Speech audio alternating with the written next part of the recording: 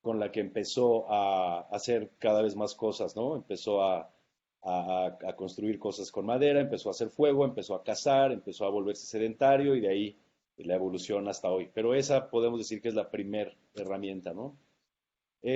Para poder hacer un recorrido de la historia, pues lo único, hasta lo más lejos que podemos llegar es donde empieza la escritura, ¿no? Que es hace 5.000 años. Y entonces hicimos este campo de fútbol americano para ver un poco un timeline, ¿no? Para ver en este 100 yardas, ¿no? Si hiciéramos desde la escritura hasta hoy en 100 yardas, vamos a ver la evolución exponencial de la innovación y de la tecnología, ¿no? Entonces, si nos vamos antes de las 100 yardas, ¿no? Suponiendo que estos son los 5.020 años, la prehistoria, antes de eso, pues tenemos registro de que se inventó la navegación. Después, en la edad antigua, que podemos decir que va de la yarda 0 hasta la yarda 30, vamos viendo cómo van saliendo, van apareciendo estas invenciones, ¿no? La escritura en la yarda 0, más o menos al mismo tiempo que el bronce, después los muelles, las notas musicales, y ahí vamos viendo varias cosas interesantes como el papel en la yarda 45 y al final de la Edad Antigua, ¿no? Pues el alumbrado hacia el año 476 después de Cristo, ¿no? El nacimiento de Cristo estaría en la yarda 40.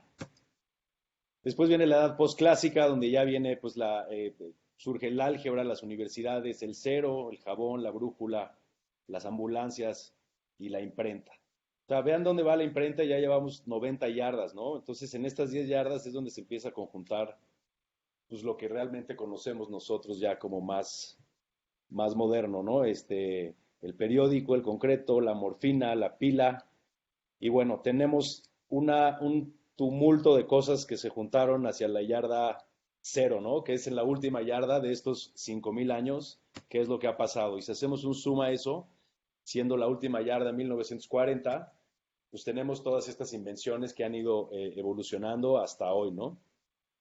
Eh, en la yarda 1 podemos decir que fue el tema de Hiroshima y Nagasaki, ¿no? De 100 yardas, la última yarda, ahí fue Hiroshima y Nagasaki, después empiezan pues más desarrollos, ¿no? El láser, el email, las fotocopias, el CD-ROM, el celular. Estas láminas se las puedo compartir después porque pues, hay cosas ahí interesantes. DVD y ya más hacia la yarda, hacia el touchdown, pues tenemos las últimas cosas, ¿no? Ya de pues, iTunes, YouTube, Uber, Airbnb, PlayStation, Instagram, etcétera. Entonces ahí vemos cómo pues es completamente exponencial el crecimiento de estas herramientas, pues por cuestiones lógicas, pero en toda la historia, todo lo que conocemos como avances tecnológicos considerables tienen realmente muy pocos años, ¿no? Si consideramos estos 5.000 años de historia. De estas herramientas vamos a hacer un repaso rápido por las herramientas que competen a nosotros, ¿no? A la industria de la arquitectura, ingeniería y construcción. Eh, en esta última yarda, nosotros podríamos enfocarnos en nuestro quehacer en estas categorías, ¿no? Al principio de la primera yarda pues empezamos con Gropius y con Le Corbusier, cuando empiezan los diseños a evolucionar un poco más hacia el tema de modularidad.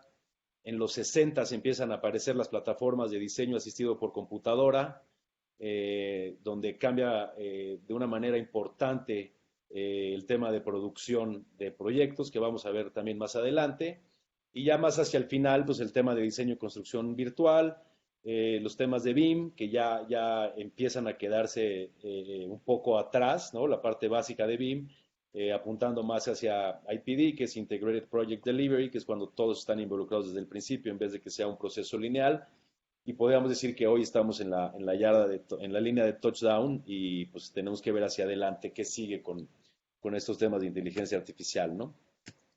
En una manera un poco más gráfica, esta recopilación de avances en estos años, podemos decir que antes el proceso de manera tradicional, ¿no? Había un respirador, el talento realmente lo tenía un diseñador y tal vez se apoyaba con un dibujante y un despacho estándar tal vez podía hacer un proyecto al año, ¿no? Para tener una referencia.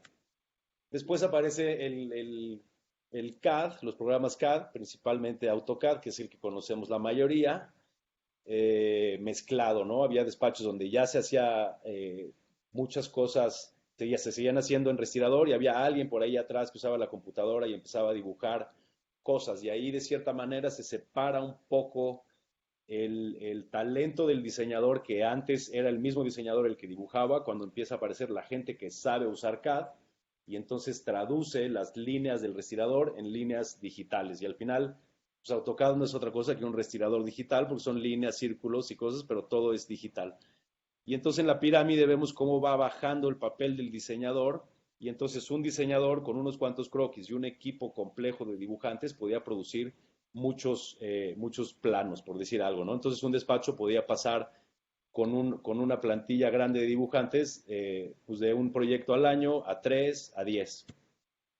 Posteriormente aparece ya el CAD aislado, cuando podemos decir que desaparece el respirador y en este momento hay un diseñador CAD, que puede ser como la evolución de alguien que era un dibujante CAD, que ahora puede ser un ingeniero o un arquitecto que ya sabe usar CAD y entonces sigue diseñando y tiene ahora igual una plataforma de dibujantes CAD, ¿no? Aquí es importante el perfil de dibujantes, porque los dibujantes al final son muchos que son recién egresados y nada más están produciendo documentos y creo que todos aquí hemos tenido experiencias prácticamente en todos los proyectos donde llegan el proyecto ejecutivo, no es un proyecto ejecutivo real porque no está bien revisado, ponen a muchos dibujantes a producir planos y a producir 10,000 planos donde tienen muchos errores, pero los despachos se vuelven muy ágiles y empiezan a poder producir muchos proyectos.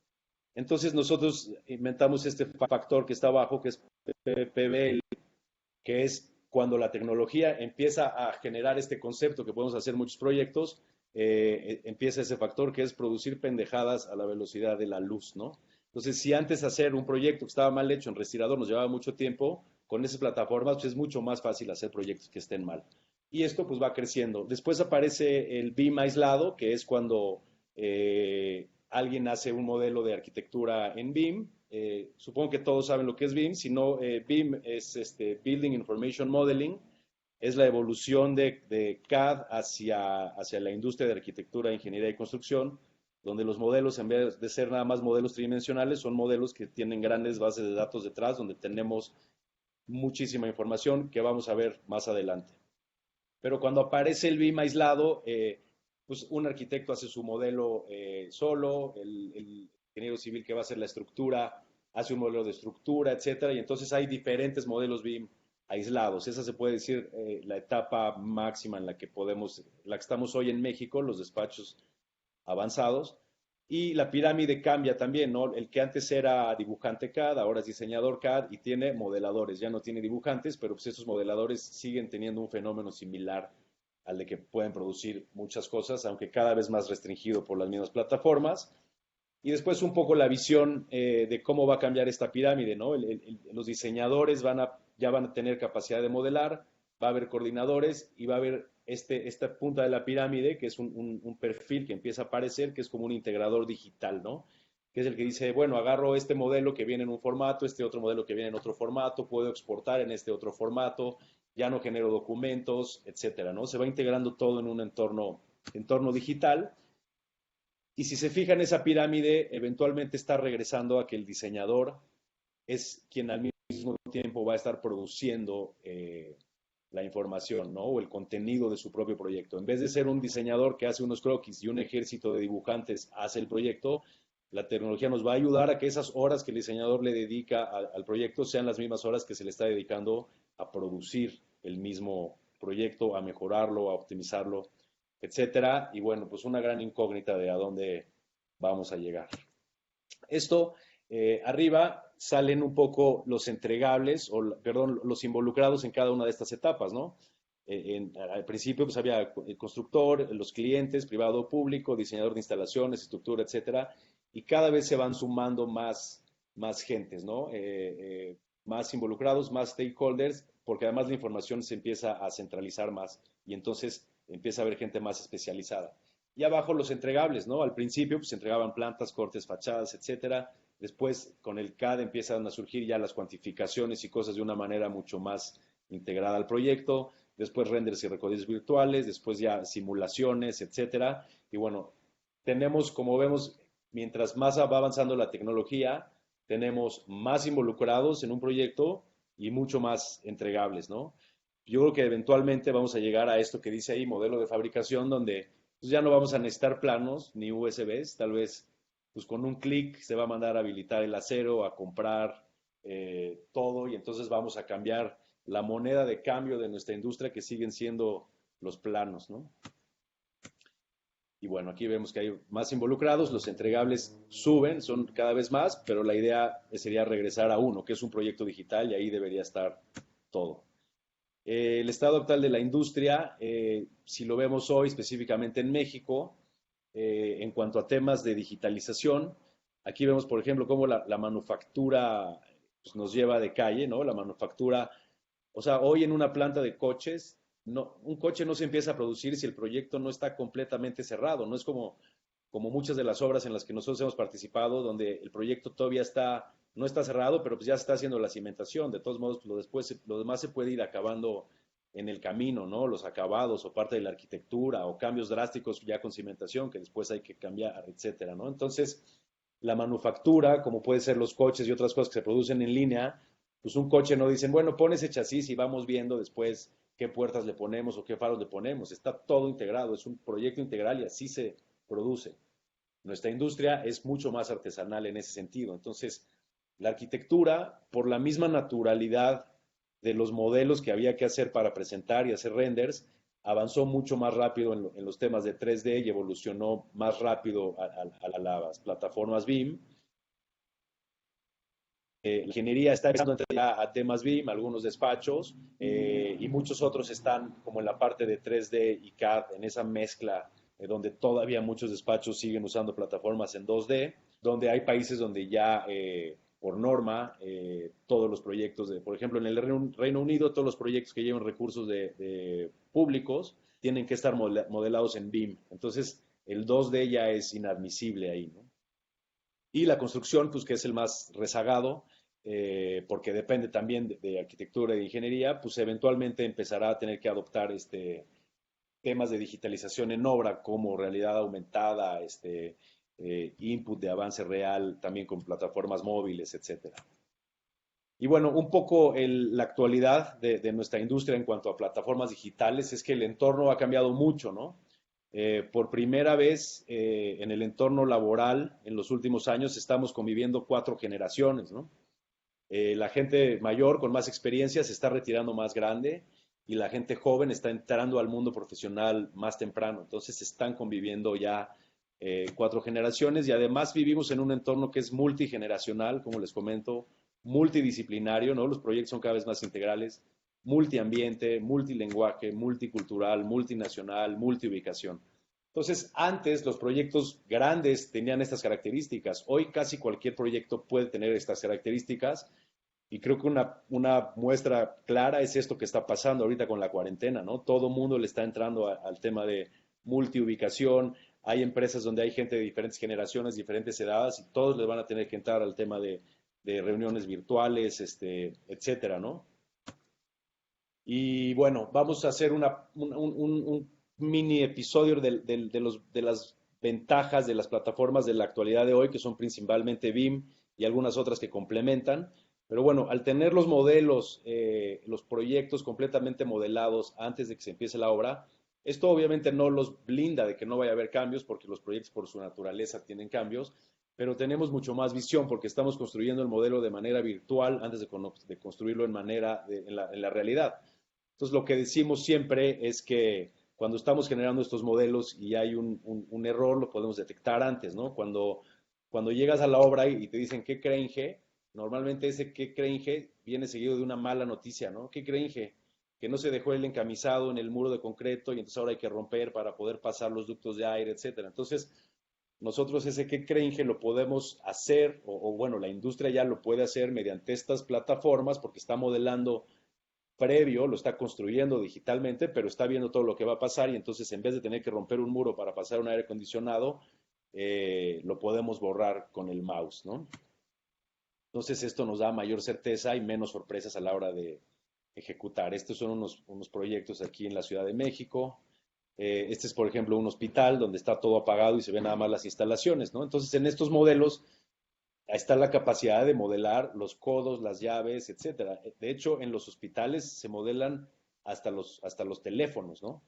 Entonces, esto, como les decía, a diferencia de modelos 3D, está ligado a una base de datos. Yo aquí le doy clic y me da la cuantificación, me dice cuántos codos hay, cuántos tramos de tubería, etcétera, ¿no?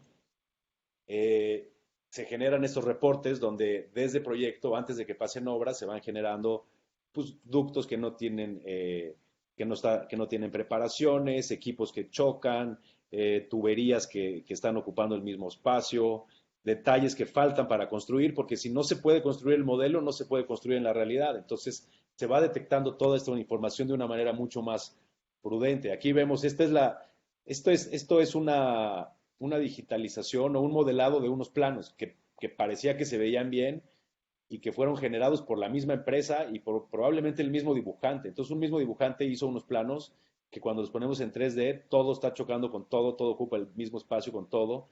Esto que debería supuestamente en proyecto ejecutivo caber en un plafón de 1,40 m, al final tuvo que dar un metro como de, digo, lo que daba si organizábamos todo en un plafón de 2,50 m. Entonces, este tipo de casos agregan mucho valor al proyecto porque podemos prever muchas cosas.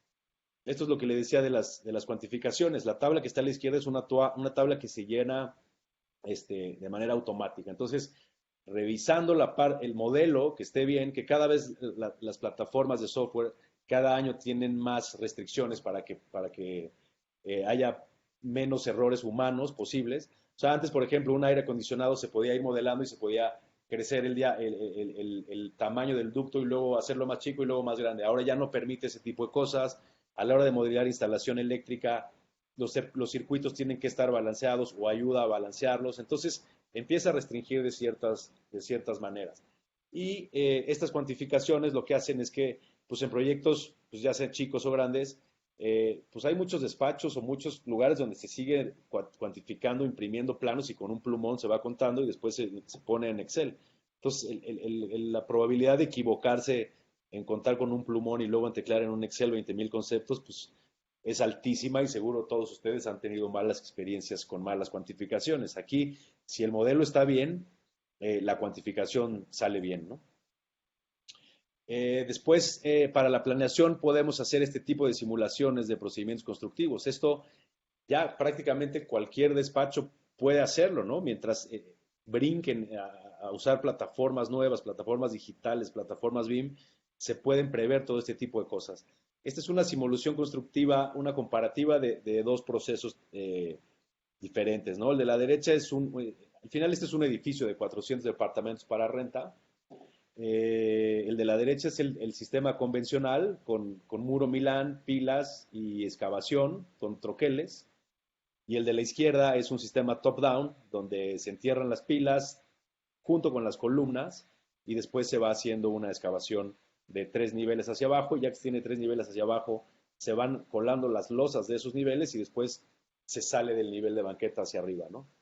En este caso, nuestro cliente, que era la constructora, ya tenía el contrato firmado con el sistema constructivo de la derecha. Una vez empezada la obra, su cliente le dijo que necesitaban ahorrar algo de tiempo y nosotros corrimos alrededor de 20 diferentes simulaciones de qué podía pasar con este sistema top-down, ¿no? Si se fijan a la izquierda, todavía falta por excavar cosas, pero ya están colados estacionamientos, se está excavando se está colando la losa de fondo y en el de la derecha pues va subiendo apenas la estructura. La diferencia es que en el de la izquierda la superestructura ya se empezó hace unas semanas y entonces en vez de ver un tapial ahí que parece que está abandonado un año y medio que dura la excavación, al poco tiempo se empieza a ver el edificio para arriba y en este caso se logró un ahorro de 3 meses de obra con un ahorro específicamente, con un sobrecosto específicamente de la estructura de cerca del 20%. Entonces, se puede jugar con estos dos valores, tiempo y costo, para correr diferentes escenarios y ver qué puede pasar, ¿no? Para manejo de subcontratos también, al tener todo este modelo ligado a una base de datos, pues es muy fácil decir qué le toca a cada quien, ¿no? Hay proyectos muy grandes donde hay diferentes subcontratistas haciendo aire acondicionado o cosas de ese tipo, entonces con esto podemos separarlo y monitorear de una manera mucho más fácil. Los reportes de avance que se pueden hacer con prácticamente ya cualquier plataforma de BIM y teniendo un cronograma con una línea base, se pueden especificar como quieran. Cada despacho los puede hacer diferente.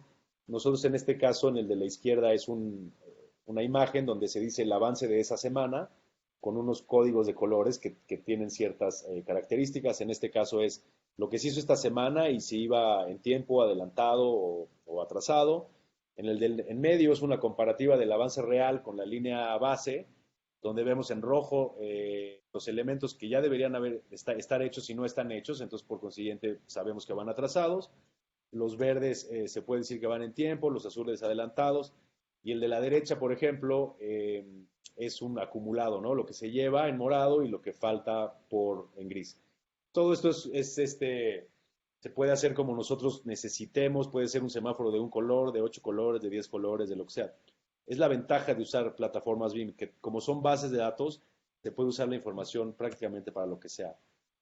Los reportes de avance que se generan a través de estos modelos son mucho más gráficos, mucho más entendibles, mejoran mucho la comunicación con la supervisión, con el cliente y agilizan de cierta manera, ¿no? O en teoría deberían de agilizar el tiempo de pago, ¿no? Pero bueno, pues eso es un factor también adicional. Pero lo que se entrega de estimaciones es algo que es mucho más fácil y ágil de revisar y además se tiene un control de qué está hecho, qué está pagado, etcétera.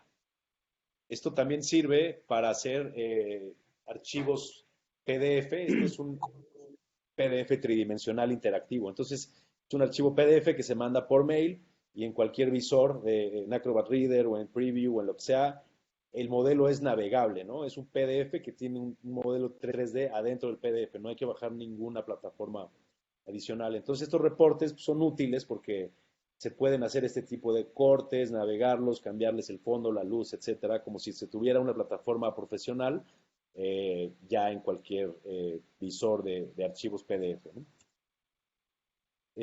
Para temas de seguridad y todo esto, es posible que la trazabilidad de los elementos se quede en el modelo, ¿no? Entonces, por ejemplo, pruebas de laboratorio, lotes de acero que se compra, etcétera. Se compra el lote de acero, se pone en obra y eso se puede etiquetar dentro del modelo para que si posteriormente hubiera una falla, le damos clic y nos dice qué factura fue, en dónde se compró ese acero, a quién se le compró, quién lo llevó, qué pruebas de laboratorio tuvo, etcétera. O sea, el modelo no sirve para la parte previa, sino también para la trazabilidad de lo que se va poniendo. Aquí, por ejemplo, ¿no? Son todas las pruebas de laboratorio, de concreto, de ciertas anclas de un proyecto específico y esto queda almacenado en una base de datos para siempre. En ese mismo orden, lo que les decía del control de estimaciones, esto, por ejemplo, es un muro que está lleno de anclas y nos dice en qué estimación o sea, tiene la etiqueta de cada una de las anclas que tiene un identificador y una cuantificación, etcétera, un contrato de a quién se le asignó si es el caso o si se está ejecutando la misma empresa. En verde, por ejemplo, las gris oscuros son las que ya se pagaron, en verde las que se pagarían esta semana, esta quincena o este ejercicio, y en gris claro lo que falta. Entonces, como ven, es una herramienta muy útil de comunicación. Es muy diferente llegar con una estimación de 20 anclas nada más, a llegar con una estimación que tiene este soporte y que diga, ya me pagaste 80 anclas, me estás pagando 20 en esta estimación y faltan otras 20 por ejecutar, ¿no? Todo este tipo de cosas agiliza mucho la comunicación. Ya cada vez es más común los formatos universales para poder interactuar entre las plataformas. Hay algunas casas desarrolladoras de software que se quisieron casar con sus archivos y sus formatos y no hacerlos abiertos y se están quedando atrás y ahora prácticamente todas están llegando a este esquema de plataformas universales compartidas. Usar temas digitales de diseño y construcción virtual nos ayudan a hacer infraestructura más eficiente, más segura y más sostenible. Estos modelos nos ayudan a hacer todo este tipo de análisis de iluminación, de temperaturas, de vientos, de zonas de confort. Estos son análisis de iluminación de departamentos. Este es un modelo que ya estaba hecho en BIM y que con algunas otras plataformas es muy fácil hacer este tipo de análisis, ¿no? En la actualidad, pues ya es mucho más tomado en cuenta los temas de sustentabilidad. Sin embargo, normalmente contratar a un experto es caro o se cotizan mucho o si se contrata uno de planta luego no tiene el uso que quisiéramos. Pero hay muchas plataformas que sin mayor conocimiento nos pueden ayudar a hacer este tipo de análisis muy, muy por encima, pero que nos ayudan pues, tal vez a cambiar dramáticamente un proyecto desde su concepción. Este es otro ejemplo, análisis de vientos, ¿no? El análisis de fluidos se pueden hacer en tiempo real. No sé por qué no está corriendo la... Ahí está. En tiempo real podemos ver cómo se va a comportar el aire en un edificio, si lo movemos, hacia dónde se va, dónde se hacen vórtex de aire, etcétera, ¿no? Eh, este tema los temas de ingeniería de prefabricados también nos agilizan mucho el proceso y lo hacen más eficiente porque tenemos ligados todas las medidas a bases de datos externas que al alterar las bases de datos externas las geometrías reaccionan a estos números externos sin tener que dedicarle tanto tiempo a modelar. Entonces, con esto se reafirma un poco lo que comentaba, que la tendencia de la ingeniería, digo, de las plataformas digitales debería ser a que los ingenieros, los arquitectos y demás diseñadores estén realmente diseñando y produciendo al mismo tiempo, en vez de tener que hacer algo y que alguien más tenga que producir los planos, etcétera, ¿no? Aquí vemos el nivel de detalle que se puede llegar con estos modelos, ¿no? Este es una de las famosas ballenas, son elementos de 450 toneladas y están modeladas cada una de sus varillas. Estas simulaciones de elementos son simulaciones muy técnicas, no son simulaciones de representación técnica, de representación necesariamente de render, sino son representaciones de modelos técnicos completamente, donde vemos las pilas, las zapatas, los cuerpos, cómo se van a conectar cada una de las piezas de este gran rompecabezas, ¿no? Entonces, si es algo que pues, para nosotros, los ingenieros y arquitectos, es agradable a la vista, ¿no? Ver así los proyectos, pues fíjense cómo este no es un modelo de representación como tal, no es un modelo de venta, es un modelo de trabajo. Más plataformas adicionales nos ayudan a hacer este tipo de trabajos que se llaman arquitectura forense, que es pues simulaciones de cómo se comportan los edificios en los temblores, ¿no? Esto normalmente se hace después de los temblores, no es preventivo, es posterior porque hay una infinidad de maneras en las que puede temblar, ¿no? O sea, aquí a la derecha vemos la simulación, o aquí ahora a la izquierda, la simulación de un terremoto recreado, cómo se movió en X, en Y y en Z, ¿no? En estos tres ejes. Se hace una comparativa de cómo quedó el edificio ya que se cayó, por eso les digo que no es preventivo. Ya que se cayó el edificio, se simula este ejercicio, el modelo se hace para que se rompa como se rompió el original o se cayó y poder analizar dónde estuvo la falla, ¿no? Y en este caso se pueden hacer estudios de, bueno, pues la falla estuvo en que las columnas no estaban suficientemente bien amarradas a las traves o los marcos estructurales tuvieron tal tema. Y entonces, aunque es algo que ya pasó y no se puede hacer nada para solucionar ese caso específico, nos sirve tal vez para cambiar la normativa o para cambiar ciertos criterios de diseño de cosas que pues, claramente no funcionaron, ¿no?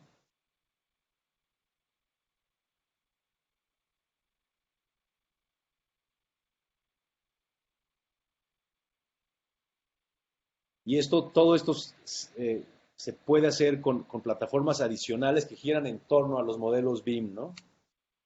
Este es otro ejemplo que me gusta mucho. Estos son ejemplos de simulación de personal, ¿no? De personal, ¿no? De gente en entornos grandes. Pueden ser chicos o grandes. En este caso es un estadio, ¿no? El estadio nuevo de los Diablos Rojos.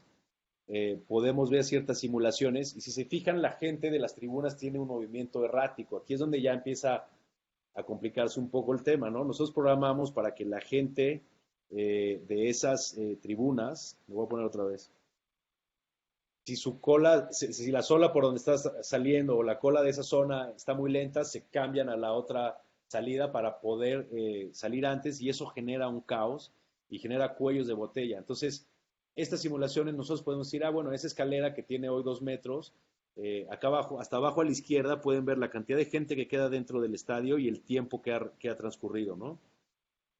Como que se está cortando este video, pero nos va dando un número de cuánta gente va saliendo en cuánto tiempo. Entonces, podemos empezar a jugar y decir, bueno, si esa escalera la hacemos 1 metro más ancha, ¿qué pasa? Pues le bajamos 5 minutos al tiempo de vaciar el estadio.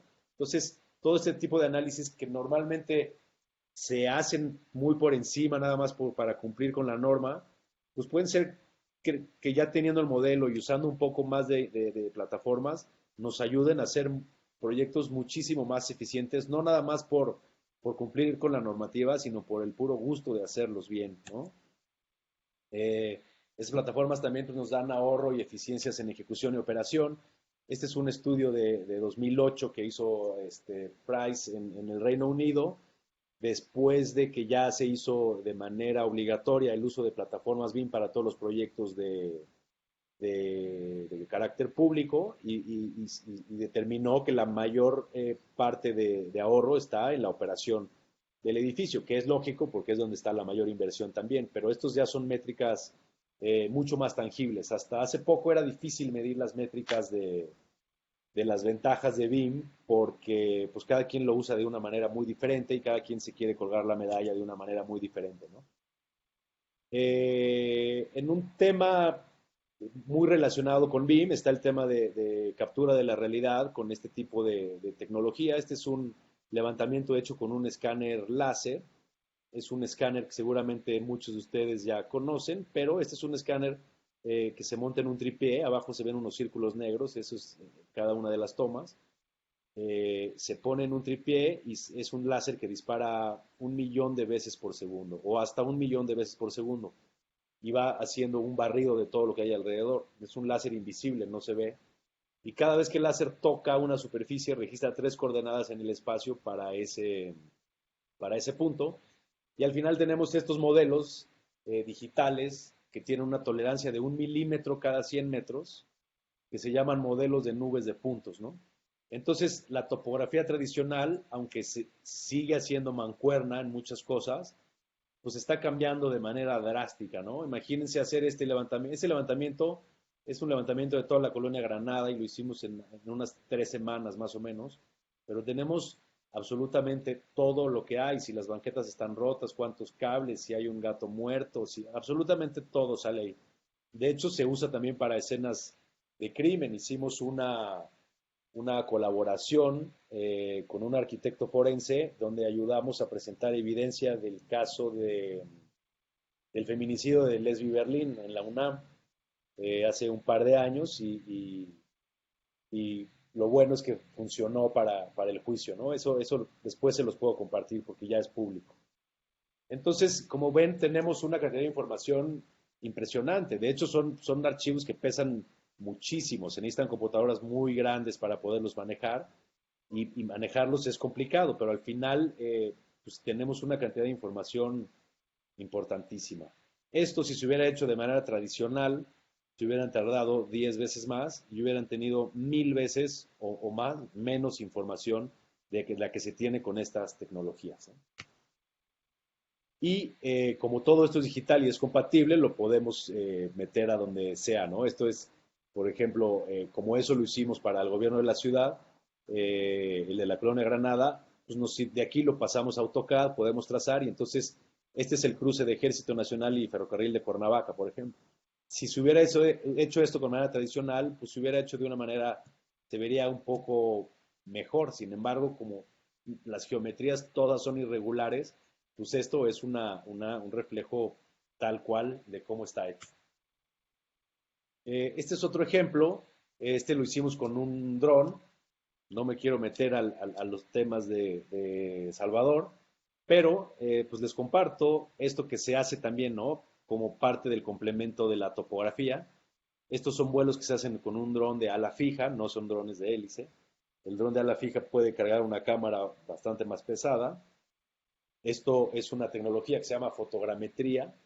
Se programa el vuelo, va el dron toma cientos o miles de fotos con unas referencias GPS que se ponen en el terreno y después con esto nosotros hacemos este proceso de fotogrametría en la oficina, generamos también estos modelos digitales tridimensionales de modelos de nubes de puntos, de los cuales después se pueden sacar planos. Con láser tiene una tolerancia de 1 milímetro cada 100 metros. Con fotogrametría las tolerancias crecen bastante, puede ser hasta 20 centímetros, pero podemos levantar o hemos levantado hasta 140 hectáreas en un día, ¿no? Entonces tienes ahí las variables de tiempo, costo y precisión. En este caso igual, con topografía tradicional hubiera sido muy complicado por todos los acantilados, con láser también hubiera sido complicado irse moviendo por ahí, entonces la opción de topografía digital en este caso se optó por un dron, que ya Salvador nos comentará más a detalle. También para temas de representación de planos, ¿no? Habíamos visto algunos modelos muy técnicos. Estos modelos sí son para vender proyectos, ¿no? Entonces se hacen también vuelos con dron y después encima se montan los modelos. Entonces estos son modelos más sencillos, no tienen tanta información como los técnicos, pero al final también sirven para representar y vender proyectos, ¿no?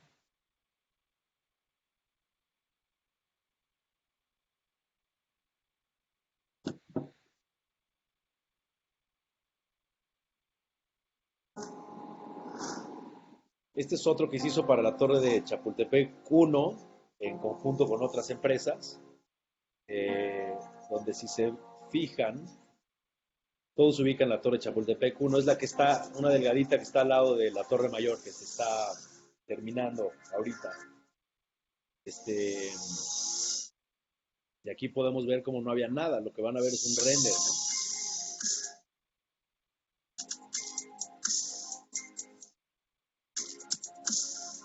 Entonces, pues son modelos que sirven, además de la parte técnica, también para este tipo de representaciones fotorrealistas, pues ya de muy alto nivel, ¿no?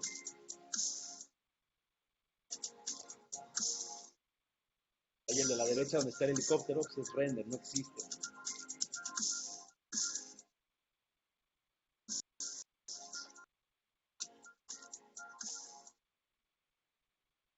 Ahí es el de la izquierda, ¿no?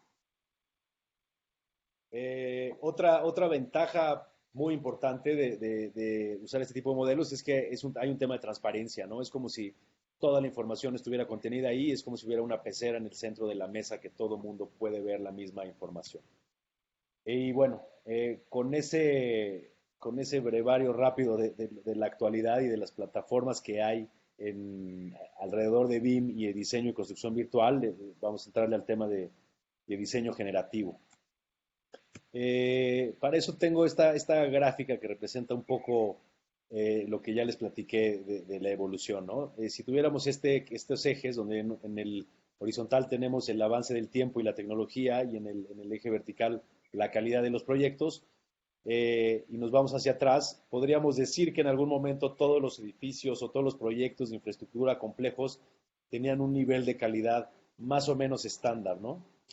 Y si nos remontamos al otro tema, podemos ver, ¿no? En el 2500 antes de Cristo un corte de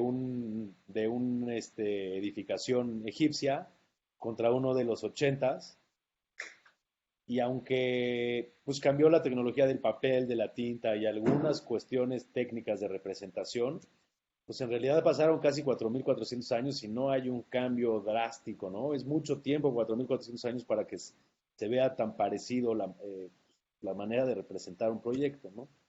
Entonces esto es un poco lo que les platicaba, ¿no? Aquí los ingenieros, los arquitectos están dibujando y están diseñando y están creando al mismo tiempo, ¿no?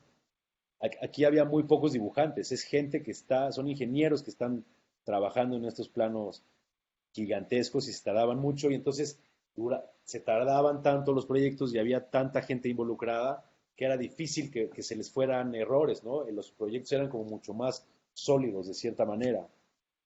Entonces, si fijamos ese estándar, después cuando aparece la tecnología, este es Ivan Sutherland, un ingeniero de MIT, donde en 1963 ya estaba trabajando pues en una mini pantalla con cuatro vistas, ¿no?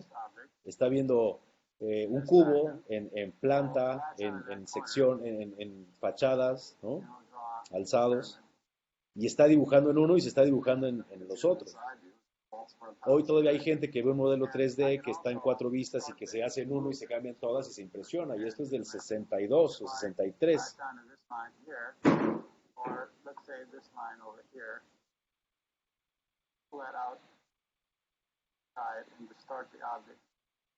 Entonces ya está trabajando aquí con objetos que tienen varias vistas al mismo tiempo en una computadora pues muy primaria, ¿no? tracking in that case? Can you actually draw something in all three dimensions simultaneously? Let's put a roof on this object in this fashion. We'll let Será el mismo. Maya figures. However, if we want to manipulate solid objects with the computer, Maya figures. However, if we want to manipulate solid objects with the computer, we want to be able to represent their surfaces and so on as solid. Now here we have a representation of a piece of wood, perhaps, which is all of the lines of the sections behind each piece are hidden. As you'll see, as I start to rotate this object, the computer will place part of it behind the other part, and you will see that indeed the computer has a...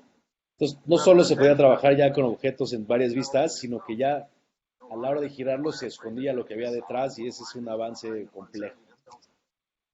Entonces, cuando empiezan a aparecer las nuevas tecnologías, empieza a haber proyectos de mayor calidad, pero también empieza a haber proyectos de menor calidad, por lo que les comentaba, ¿no?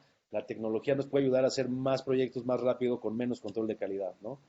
Entonces, después aparece el CAD, aparecen los bloques, y con eso empiezan a aparecer este tipo de proyectos, que no quiere decir que no se hacía necesariamente antes, pero cuando aparecen los bloques de AutoCAD, hay un boom de proyectos espantosos, no funcionales, muy agresivos por todo el mundo, ¿no? Tanto en arquitectura como en ingeniería, como en todo. Pero también esa misma tecnología ayuda a construir pues, las ciudades que tenemos hoy. Aquí vemos 5 de las que tienen de las mejores calificaciones para vivir del mundo y pues tienen aciertos y desaciertos, pero en términos generales, con una buena organización, también la tecnología sirve a favor de la sociedad, ¿no? Y si seguimos avanzando, pues vemos, ¿no? Pues hay más tecnología, se pueden hacer cosas más rápido, pero se pueden hacer este tipo de errores, pero también este tipo de proyectos como este de Zaha Hadid, ¿no?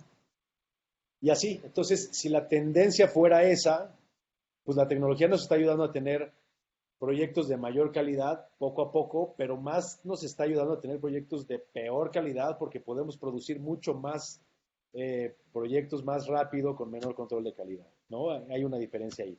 Si hiciéramos un corte ahí, la tendencia debería de ser por naturaleza que siga bajando, ¿no? Y la de calidad que siga subiendo. Entonces, nosotros vemos el diseño generativo como algo que puede contener y obligar a que la tecnología sirva para que los proyectos regresen por lo menos a un mínimo estándar de calidad y que tengan un mejor impacto para el usuario final, que es el ciudadano, ¿no? Entonces, por eso ponemos ahí como ese tumbaburros, por decirle de alguna manera. El objetivo de esto es, con esta analogía de un licuado o un jugo, ¿no? Nosotros tenemos un jugo, un licuado que queremos obtener y tenemos ciertos medidores que hay en el centro, ¿no? Tenemos que tener un contenido energético X, ciertas proteínas, ciertas grasas lípidas, ciertas grasas saturadas, carbohidratos en azúcares, fibras, etcétera, ¿no? Entonces, la cantidad de opciones para llegar a esto, pues son muchísimas, ¿no? Y esto se mueve dentro de esta pirámide. Entonces, si seguimos con esa analogía del jugo o del licuado y estamos en un puesto de jugos o licuados y tenemos estas 20 cosas para hacer licuados y tenemos una meta objetiva, pues parecería muy fácil, ¿no? Que decimos, bueno, tenemos X metas que alcanzar de calorías, sodio, potasio, carbohidratos y proteínas y hay estas 20 opciones para lograrlo, ¿no? Entonces, en un puesto de jugos que hay 20 cosas, la cantidad de mezclas o combinaciones posibles para poder encontrar esta solución, pues es esta, ¿no? Son 2.4 trillones de opciones, nada más de combinar 20 cosas, ¿no? Y esto estamos hablando de un puesto que tiene 20 cosas. Ahora, si hablamos de proyectos de infraestructura, imagínense la cantidad de variables y de posibles opciones que hay, ¿no?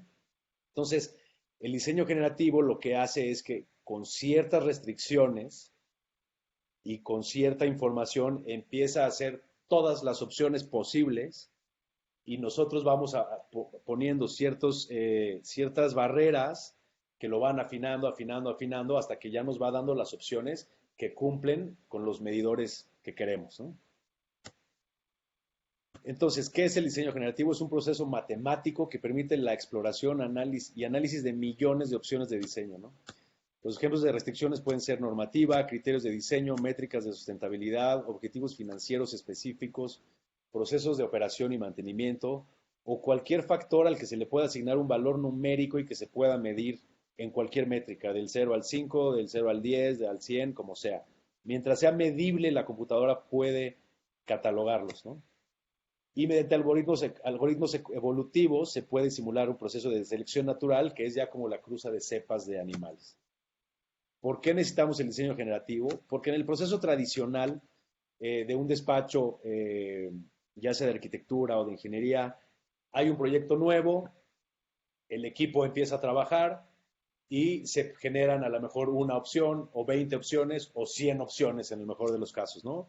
Entonces vamos a hablar de este ejemplo. Un despacho de arquitectura tiene un proyecto nuevo, tiene ciertas características con las que tiene que cumplir, se lo transmite a su equipo se va a trabajar, regresan y tienen 100 opciones. Y de esas opciones van afinando y llegan a una. Pero el universo de opciones de donde escogieron esa solución supuestamente óptima fue 100, cuando en realidad es prácticamente infinito de opciones que a un humano no le da tiempo en toda su vida de analizar siquiera, ¿no? Entonces, con el diseño generativo tenemos la capacidad de analizar prácticamente todas las opciones posibles, ¿no? Porque la computadora está haciendo el trabajo, no nosotros, y esto lo puede hacer en horas, en vez de días o semanas o años que nos llevaría, ¿no? Todo esto pues, de una manera ágil, precisa y automatizada. Y la parte evolutiva que les comento. Aquí, pues, los cuadritos que se ven son simulaciones de un vecindario, de cómo acomodar unas casas, por ejemplo, ¿no? Este ejemplo, ¿no?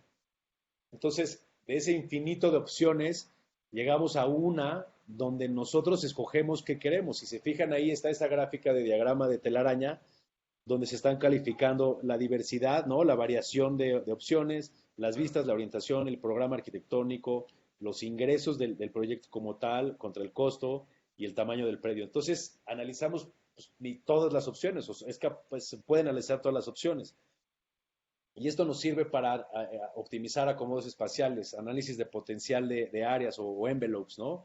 Un terreno, saber qué es todo lo que se puede hacer allá adentro.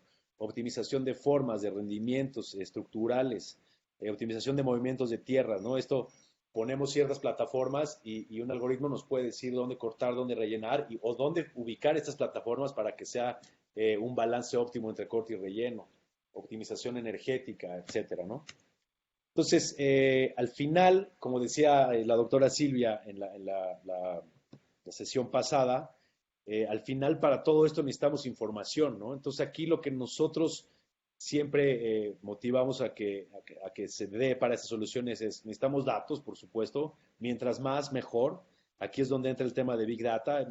Muchísimas empresas tienen mucha información guardada, que tienen ahí nada más guardada y que no sirve para nada y que sería valiosísima para poder hacer prospectivas de cosas y de proyectos, restricciones que son estas barreras que pueden ser de costos, de rendimientos, de variación de elementos, etcétera, con experiencia y llegar a soluciones, ¿no?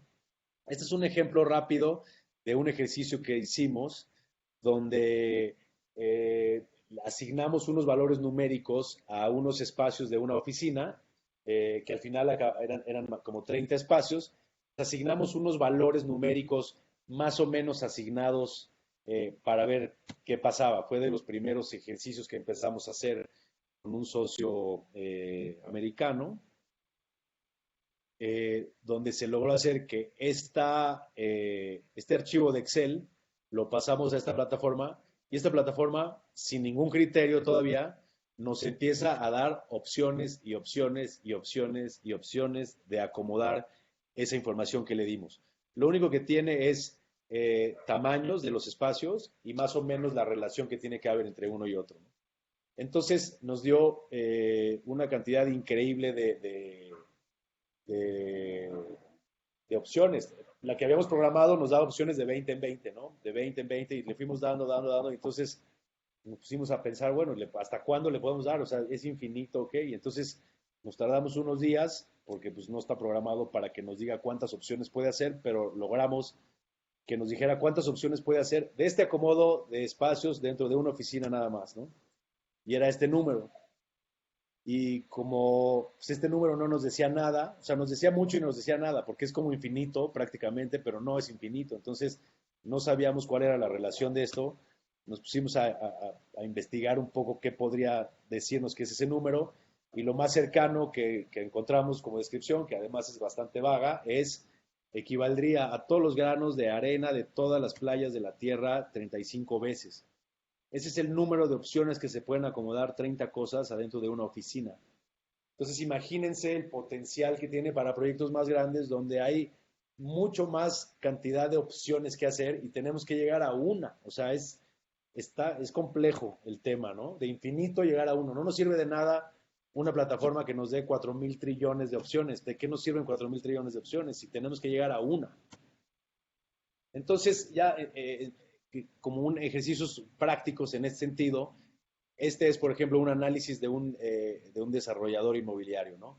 En la primera columna tenemos la topografía y tenemos algunos datos relevantes, el COS, el CUS, el área libre, cuántas viviendas, cuánto es el máximo de niveles, etcétera, lo normal, ¿no?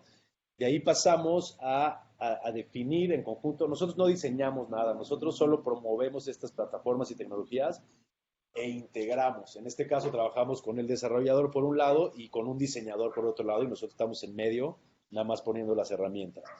El diseñador nos dio su rango como de calificación dependientes del terreno, ¿no? Para ellos, pues de 0 a 15 es muy bueno, por eso está en verde, etcétera. Fuimos calificando los terrenos previo a eso. Después, en la tercera columna, nos dio algunas restricciones con las colindancias, etcétera, y luego nos dio 5 prototipos de edificios que pueden ir ahí dentro de ese terreno. Y en la columna de la derecha diseñamos unos ejes, porque si no le vamos dando restricciones, pues seguimos hablando de infinito. Entonces, en este caso pusimos dos ejes principales, ¿no? Uno que tenía las mejores vistas y el otro eje que era norte-sur.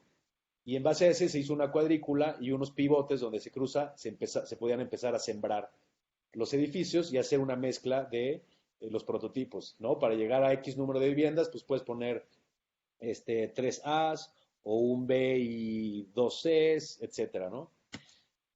Después se diseña esta parte gráfica donde en la izquierda ponemos todas las variables en un esquema como de mapa de poder seleccionar el terreno porque es un desarrollo grande, y después en la columna de en medio poder mover ese ecualizador y que la plataforma con el código previamente programado nos empiece a aventar todas las opciones posibles que cumplan con las variables que le estamos cambiando cada vez.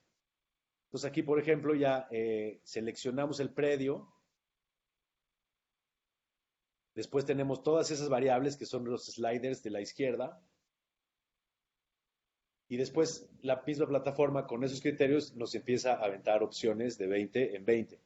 Todas esas opciones que nos arroja cumplen con las características que ya le dimos. Entonces podemos mover, no, pues ahora quiero que todos estén nada más en el terreno que tiene tal pendiente. Ahora en vez de 15 pisos quiero que se pueden hasta 17.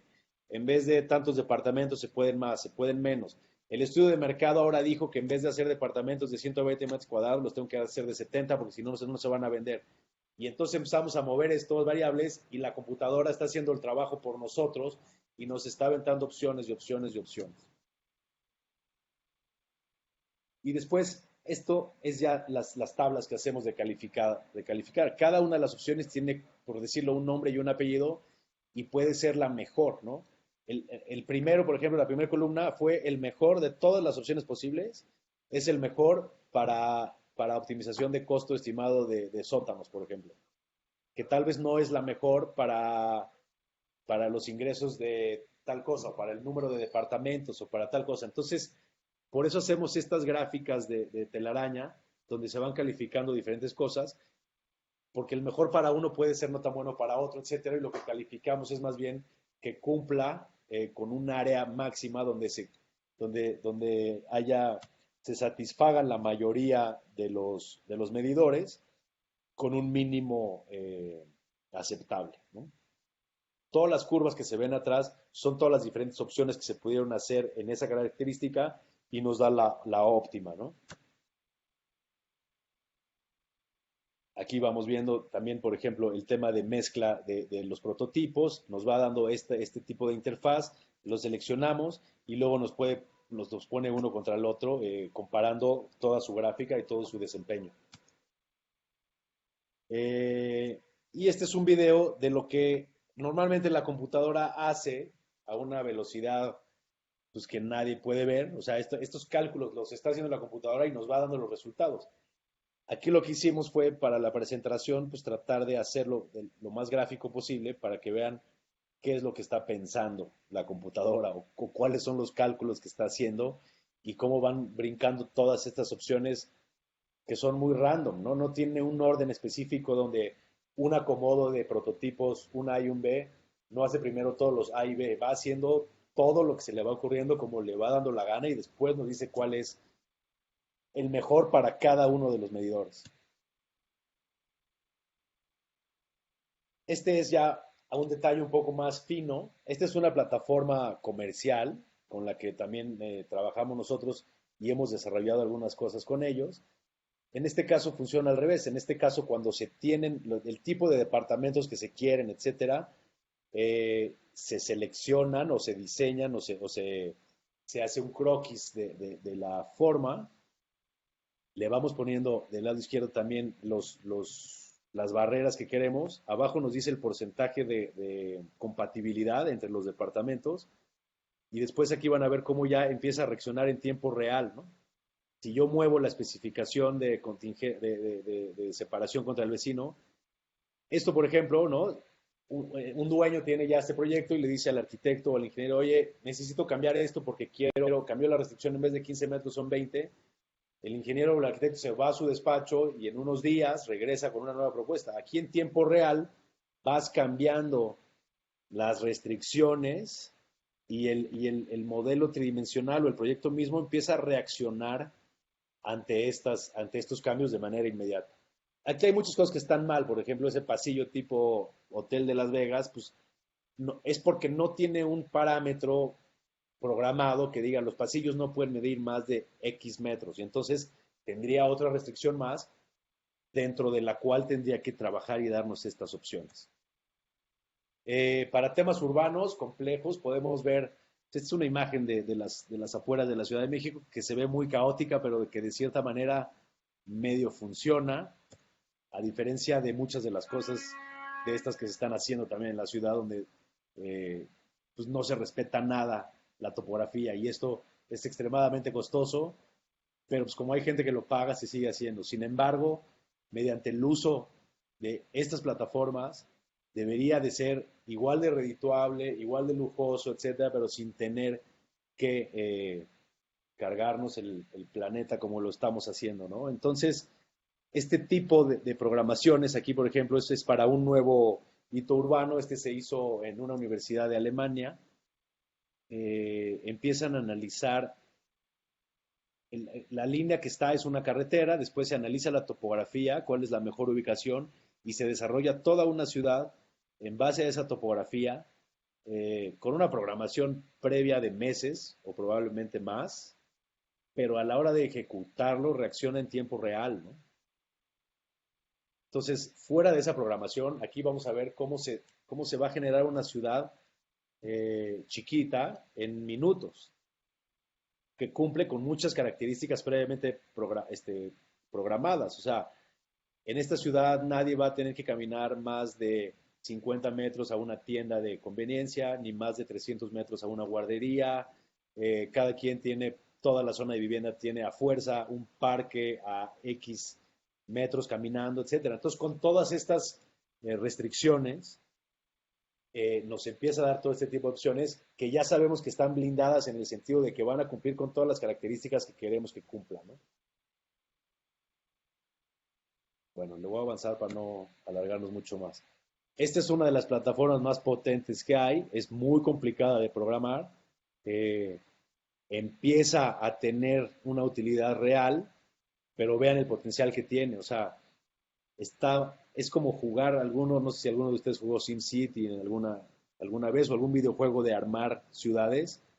Aquí se está haciendo eso, pero está ligado a costos, está ligado a programas de la ciudad, etcétera. Entonces, se pueden tener, por ejemplo, zonas de distrito financiero donde están edificios y en ese distrito financiero tiene que haber 500,000 metros cuadrados de construcción y va a empezar a poner unos edificios de una manera aleatoria que ahorita no necesariamente importa, tiene restricciones de altura y de tamaños, pero está manteniendo. Aquí, por ejemplo, se va a ampliar el parque o se va a mover el parque y en el centro vemos un distrito financiero que a lo mejor los edificios no van a ir así finalmente, pero sí dentro de esas restricciones de altura, en esa cantidad de metros cuadrados de oficinas rentables en ese espacio específico, y eso es lo único que está bloqueado ahorita. Todo lo que está alrededor está flexible, entonces podemos quitar vivienda, poner vivienda, ampliar el parque, regresar el parque, cambiar la cuadrícula, regresarlo, y va a seguir cumpliendo con todas las restricciones que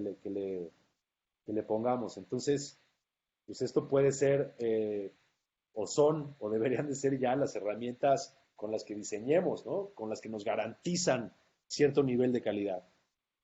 Este es otro ejemplo donde ya este iba antes, perdón, pero bueno, los modelos estos ya tienen también ciertos criterios estructurales, en este caso muy básicos y probablemente mal hechos, o más bien mal hechos. Lo que sí es que empieza a haber esta interoperabilidad entre códigos de programación que no son necesariamente compatibles con softwares off the shelf, como se dice, que puedes comprar nada más. Empieza a haber esta conectividad. Entonces, hacemos un edificio que nos cumple con ya muchísimas características y de ahí bajamos con unos criterios más adecuados de estructura, podemos bajar ya un modelo estructural que nos vaya acercando, ¿no? Este es un video que habla un poco del crecimiento, ¿no? De la población mundial actual. Estos números pues, eran antes de que empezara esta pandemia, entonces no sé cómo va a quedar. Pero bueno, se estima que hoy somos 7.2 billones o 7,000 millones de habitantes. Se estima que para 2050 seamos cerca de 10.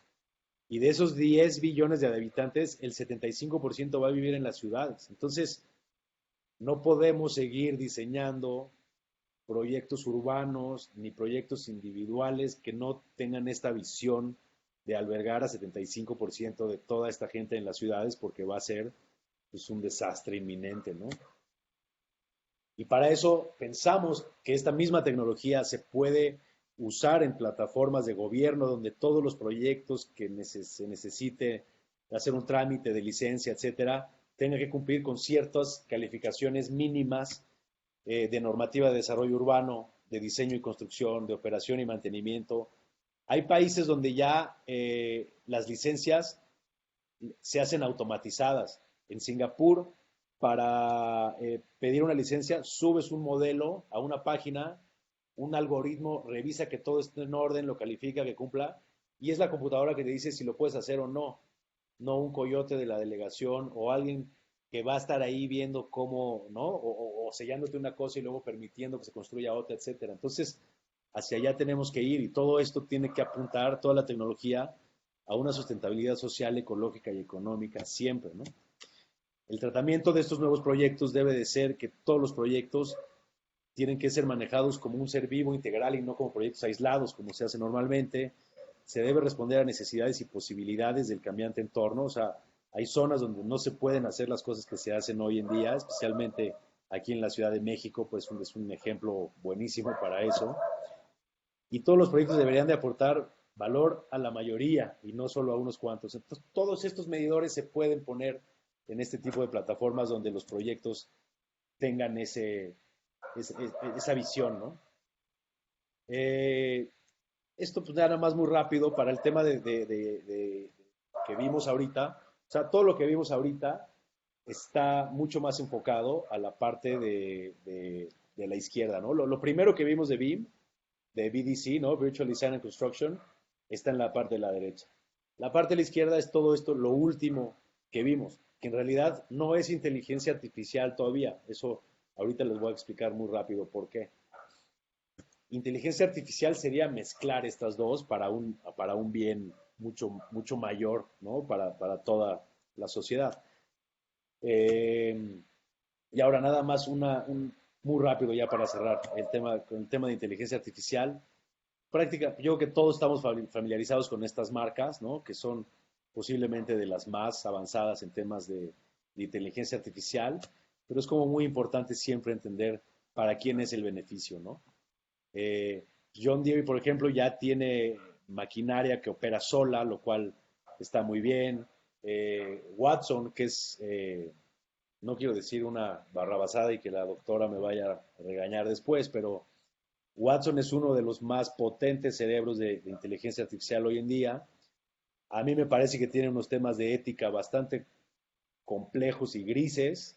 De hecho, nosotros íbamos a ser, o fuimos business partners de IBM y decidimos alejarnos un poco por el tema del manejo de todo esto de inteligencia artificial, pero como acierto tienen una investigación muy compleja en Estados Unidos, trabajando con muchos hospitales y con muchos doctores, donde con puros números y con pura estadística están haciendo diagnósticos de cáncer muchísimo más precisos que los que se hacen normalmente, pues con pura estadística. Y al final esto es normal, pero con muchos síntomas y cosas, Watson ya está apuntando hacia allá y tiene sentido, pero hay otras, pues Google, Amazon, por ejemplo, pues tienen temas de inteligencia artificial que al final el beneficio es completamente para ellos. O Facebook, pues todos seguramente vieron el documental de Cambridge Analytica y todo lo que pasó de esta información y de todas las noticias que hicieron para la campaña de Trump, ¿no?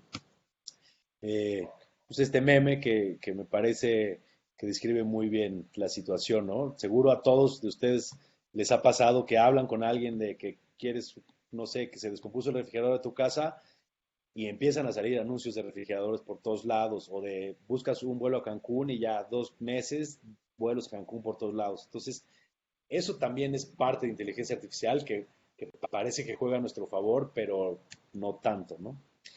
Porque además lo que está empezando a pasar, por ejemplo, Amazon, eh, cada vez que compras te dice, te sugiero que compres esto y esto y esto, y a meses sin intereses, y si sacas la tarjeta más barato, etcétera. Entonces, seguramente todos hemos visto estas grandes bodegas que hay ya por todos lados, ¿no? Empezaron en Estados Unidos, que son los que más consumen, pero ya hay por todos lados. Entonces, la sociedad, por consecuencia, en parte de la inteligencia artificial, la sociedad está comprando cosas que no necesita, con dinero que no tiene, para después gastar dinero adicional que no tiene para ir a guardarlo a una bodega, ¿no? Y no nos damos cuenta y seguimos compre y compre porque la inteligencia artificial es cada vez más afinada, ¿no? Y hay muchos casos de inteligencia artificial que no es inteligencia artificial, como por eso puse esta caricatura, ¿no? Todo el mundo hoy dice que hace inteligencia artificial y en realidad es que, y la doctora Silvia no me va a dejar mentir, hay muy poca gente usando inteligencia artificial hoy. En realidad, la mayoría de las empresas que se jactan de usar inteligencia artificial, lo que hacen es tener estos árboles de decisiones, ¿no? Y esto no es nada más que pues un árbol de decisiones donde si es esto es para acá y si no es para acá. Y ya estando acá, si es para allá, es para allá. O sea, se va acomodando ahí. No es que la inteligencia esté aprendiendo, ni esté evolucionando, ni esté proponiendo cosas nuevas. Es como una calculadora al final de cuentas, ¿no? Donde se empieza a poner interesante es cuando la computadora empieza a aprender y entonces ya salen estos temas, ¿no? Como el Generative Adversary Neural Networks, que son los GANs, donde hay un simulador que empieza a generar información, ¿no? Les voy a enseñar un caso pues de proyecto arquitectónico, donde se empieza a usar estos GANs, donde con puras imágenes y con lo de arriba que es el training set, son la información que se le da de cierta manera a la computadora para que empiece a generar imágenes similares, ¿no? Y en este caso se generan imágenes similares de una planta arquitectónica donde después alguien decide si está bien o no está bien, o si es algo que es real o fue algo que fue hecho de manera artificial, ¿no? Eso ha pasado también, han hecho estudios de identificación de caras y todo eso, ¿no? O han hecho caras falsas, ¿no? Con los ojos de tal, con miles de imágenes de caras diferentes, hacen caras normales. Eso ya son GANs. Esto la computadora empieza a aprender y empieza a dar soluciones donde si tú le dices que no está bien, aprende por qué no está bien y entonces te da otra solución y te da otra solución y se va complicando el tema, ¿no? Entonces al final es que la computadora aquí en este caso ya está aprendiendo a por qué no está bien lo que está haciendo, ¿no? Y esta es la simulación, ¿no? De Stanislas, que es estudiante de Harvard, donde empezó a tomar nada más fotos de algunas plantas arquitectónicas y empezó a usar las GANs para que empezaran a producir propuestas, ¿no? Entonces, si se fijan, las primeras propuestas son muy gruesas, muy toscas, con espacios únicos nada más. Luego se da cuenta que algunos de la información que le dieron para estudiar tiene columnas y entonces empieza a entender que hay unos ejes que funcionan. Todo esto es con pura imagen, ni siquiera hay código escrito que le haya dicho que ponga columnas o que tiene que usar ejes, pero cuando empezaba a usar columnas y ejes y muros más definidos, quien estaba evaluando o de cierta manera educando, capacitando, le iba diciendo que sí y que no. Y aquí vemos el proceso, ¿no? Hasta arriba es donde empieza el entrenamiento y empieza a hacer unas plantas pues, muy sencillas, muy raras. Después, hacia la mitad de la tabla, empieza a hacer algunas mezclas de espacios donde no había un tema de qué tenía que ir junto a qué. Después se le enseñó qué tenía que ir junto a qué. Y hasta abajo a la derecha vemos donde ya empieza a hacer pues, unas plantas que parecen arquitectónicas más estudiadas, más complejas, que cumplen con cosas. Y esto fue a través de pura imagen. No se programó nada, ni de espacios mínimos, ni de espacios máximos, ni de relación de aspectos de ratio de los espacios, nada, ¿no? Y bueno, ya para acercarme al final, esto es pues como una representación de, de la inteligencia artificial, ¿no? Siendo la inteligencia artificial el agua, las cosas que están adentro del agua, las cosas que ya cayeron totalmente dentro de la inteligencia artificial, y lo que está arriba de las montañas, pues es cuestión de que el agua siga subiendo de nivel para que todo acabe cayendo ahí, ¿no? Pero entonces, pues aquí tenemos pues análisis de inversiones, se puede hacer inteligencia artificial, manejar, pues estamos a nada de que ya sea algo totalmente público, a jugar Go, que es el juego chino, que es mucho más complejo que el ajedrez, temas aritméticos, jugar Jeopardy, etcétera, ¿no? Después estamos en el límite y después viene todo lo demás, ¿no? La interacción social, el tema de administración ya como tal, temas de arte, pues algunos de ustedes ya hemos comentado, Microsoft está haciendo ya, la inteligencia artificial de Microsoft está haciendo cuadros y está haciendo poemas a través de fotos, ¿no? Tú le das una foto y hace un poema y poca gente puede identificar todavía si es humano o si es falso, o le das una representación de algo o alguna información mínima a esta plataforma de Microsoft y hace cuadros también muy complejos, ¿no?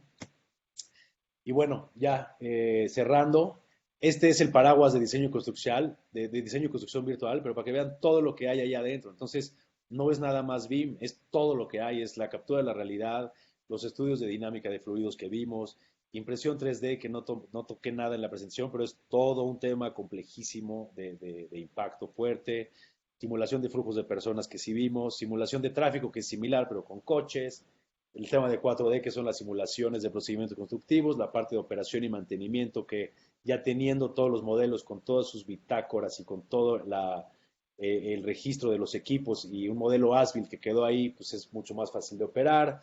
Las huellas de carbono, modelos energéticos para ver si cambias un foco de edificio, cuánto cambia el consumo completo, la parte de diseño generativo, pruebas de ajuste, etcétera, ¿no? Entonces, hay que abrirnos, ¿no? No hay que catalogar en que esto es BIM, esto es diseño generativo, esto es inteligencia artificial, todo hay que mezclarlo y conseguir apuntar hacia acá, ¿no? Entre que gobiernos, dueños, diseñadores y constructores, que es como donde caemos todos, hagamos mejores proyectos para la sociedad y que al final mejoren la calidad de vida de toda la gente, ¿no? Me faltan un par de láminas más, seguro Mauricio ya está nervioso con el tiempo, pero yo no. Entonces, les voy a poner con esta misma línea de filosofía un corto de una película, de la primera película hablada que hizo Chaplin, donde habla de todo este tema del uso de la ciencia y de las máquinas, pero para el bien de la sociedad.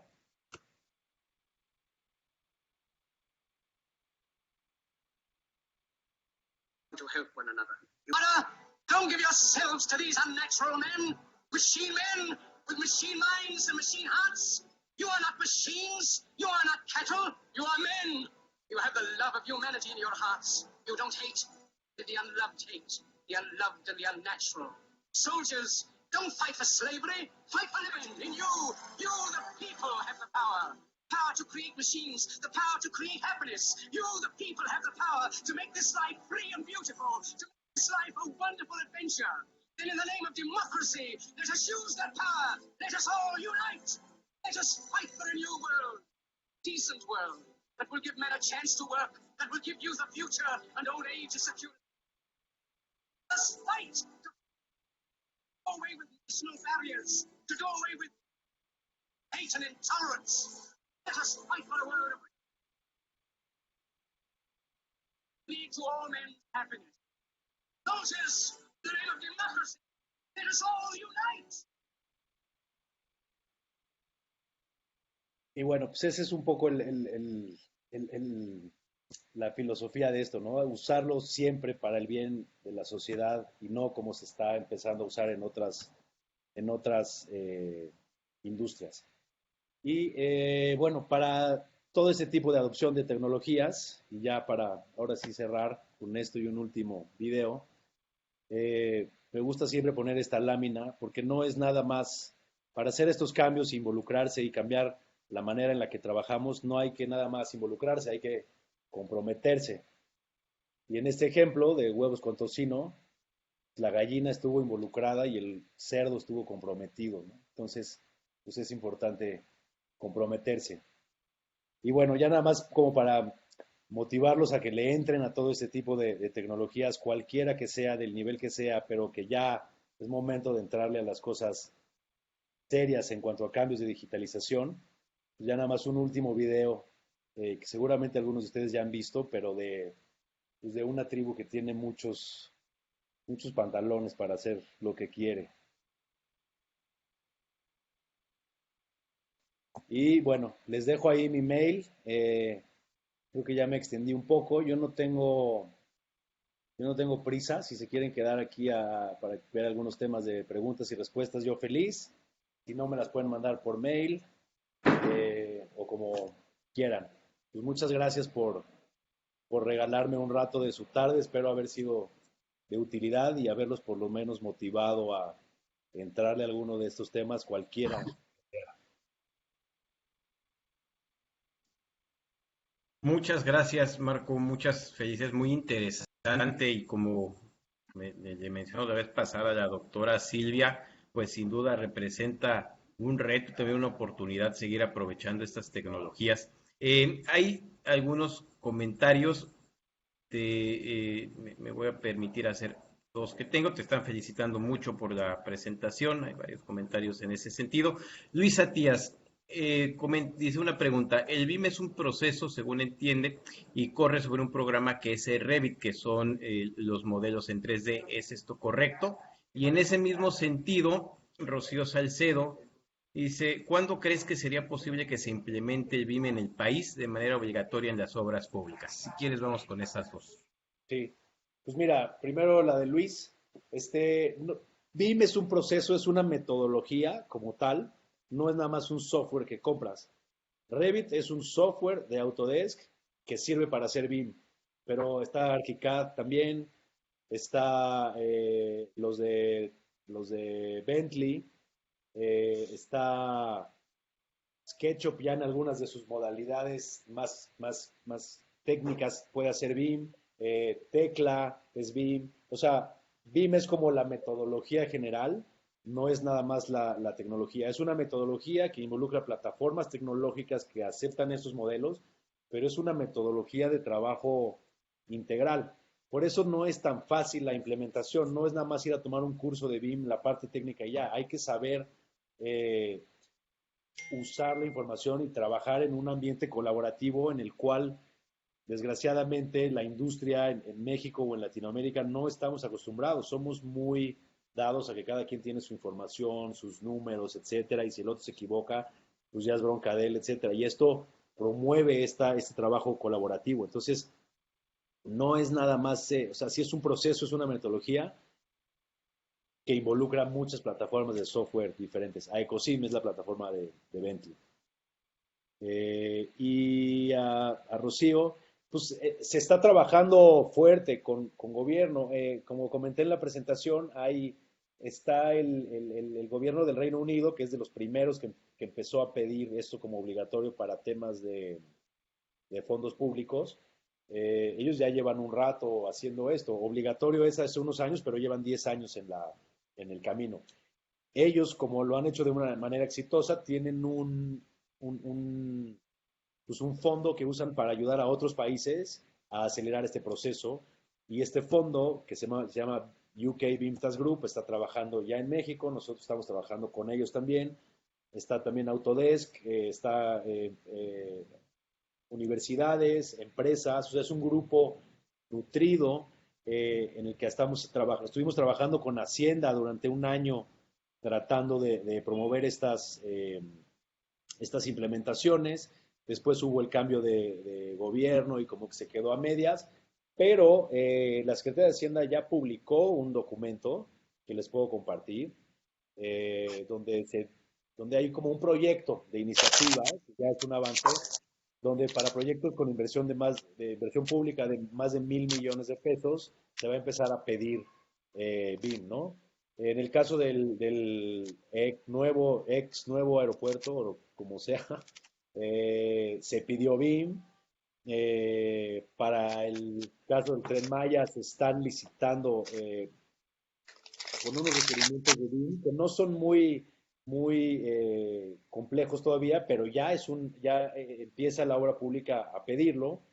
El tema de esto es que tiene que ser muy organizado, no es nada más que lo pidan, no es nada más pedir BIM y ya. Si tú pides BIM y ya, tienes un abanico de opciones de BIM de 1 a 1,000 en cuanto a precio y en cuanto a capacidad y muchas otras cosas.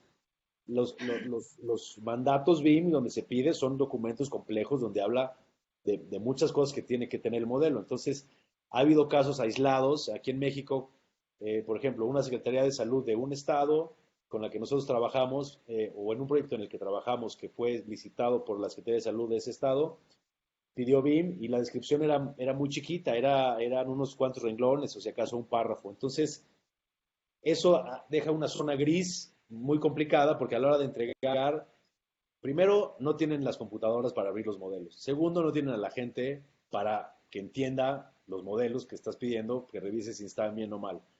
Y tercera, ya que entregas el modelo, como es tan amplia la especificación, pues no se puede saber si está bien entregado o está mal entregado. Y en el caso que estuviera bien entregado o que estuviera bien especificado y se hubiera entregado, no hay una instancia experta legalmente que pueda decir si está bien o está mal. Entonces, hay como mucho trabajo que hay que hacer por muchos lados, desde el marco legal y jurídico, el tema de gobierno. Están avanzando mucho más rápido la iniciativa privada y entonces eso está haciendo que el gobierno empiece a trabajar más. Nosotros hemos tenido ya varias pláticas formales con el diputado Exome, que está bastante animado con el tema, pero también, viéndolo fríamente, no es fácil que alguien se eche ese tiro porque al final tiene unas consecuencias de transparencia que no necesariamente son cómodas para todo mundo, ¿no? Y hasta ahí voy a dejar mi comentario en ese tema. Muchas gracias, Marco. Tenemos el comentario del ingeniero Ascensión Medina. Te felicita por la presentación y él quiere comentar que la utilización de este tipo de plataformas nos está permitiendo trabajar desde casa haciendo ingeniería multidisciplinaria en esta emergencia sanitaria, lo que sería impensable.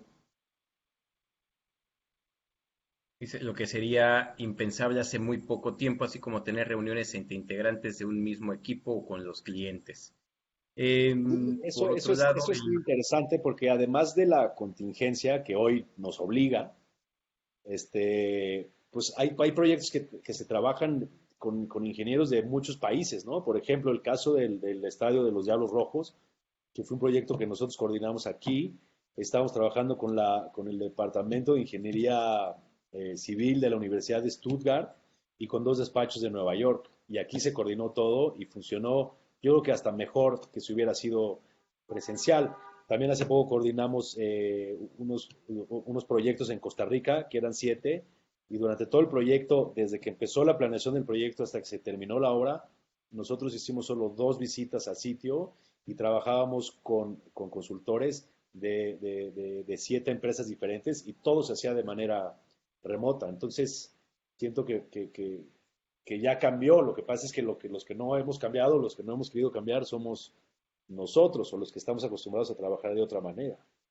Pero creo que va a servir mucho esta contingencia para forzarnos y ver que sí funciona, ¿no?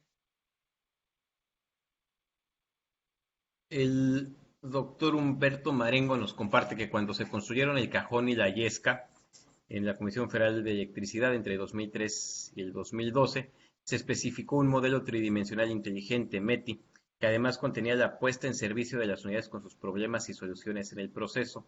Hoy en día se siguen usando para los mantenimientos preventivos y mayores y ha sido un éxito para la institución que lo ha replicado en toda clase de proyectos como termoeléctricos, líneas, etcétera. Así es, sí, estoy Eh, familiarizado con esos modelos, con los METIS. por otro lado, hay un comentario de Sergio Aguilar. Comenta que le parece lo más importante que habría que empezar o ya se empezó a hacer para que esto funcione bien es la definición de bases o criterios de diseño para cumplir desde el origen. Así es, en el tema de BIM, pues es lo que les digo, la normativa puede ya ser la misma que califique y si el modelo no cumple ciertas cosas, pues no sale la licencia, etcétera. Para el tema de diseño generativo, pues es tan abierto y el código es abierto que eso pues puede programarse para donde sea, ¿no? Por eso yo insisto siempre que hablo de estos temas en que siempre tienen que tener un bien común y un bien social para la mayoría, porque puede ser catastrófico, mal usado, ¿no? La ingeniera Pisis Luna hace un comentario importante y yo creo que más para quienes estamos un poco más inmersos en la parte académica. Dice, todas estas plataformas, ¿cómo se están integrando en los planes de estudio para las instituciones de educación superior, ya que es nuestro futuro inmediato? Claro, es muy importante lo que mencionaba sobre datos, experiencias y restricciones, así que los chicos deben tener una buena base de conocimiento.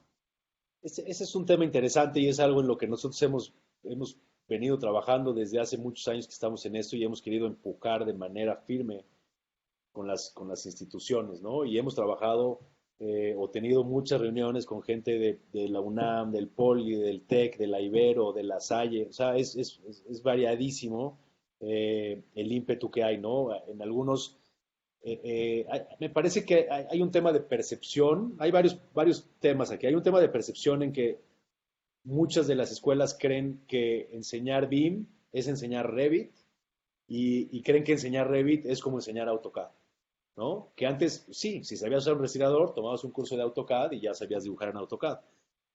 Ahora, el tema de Revit es que si te lo enseñan o cualquier otro te enseñan una plataforma de BIM, aprendes a usar la herramienta, pero falta la parte que realmente es la valiosa, que es la parte de integración de todo un equipo, ¿no? Entonces, me parece que este va a ser un cambio lento, va a cambiar, desgraciadamente va a cambiar antes el mercado que la oferta laboral de los egresados, porque el mercado está cambiando más rápido y las carreras de ingeniería, arquitectura, etcétera, pues de pronto tienen alguna materia de alguna de las plataformas, cuando en realidad lo que debería de ser es cambiar por completo, no por completo, pero la médula debería cambiar porque el proceso creativo cambia. O sea, ya llegamos a un punto donde la tecnología ayuda a que el proceso creativo cambie.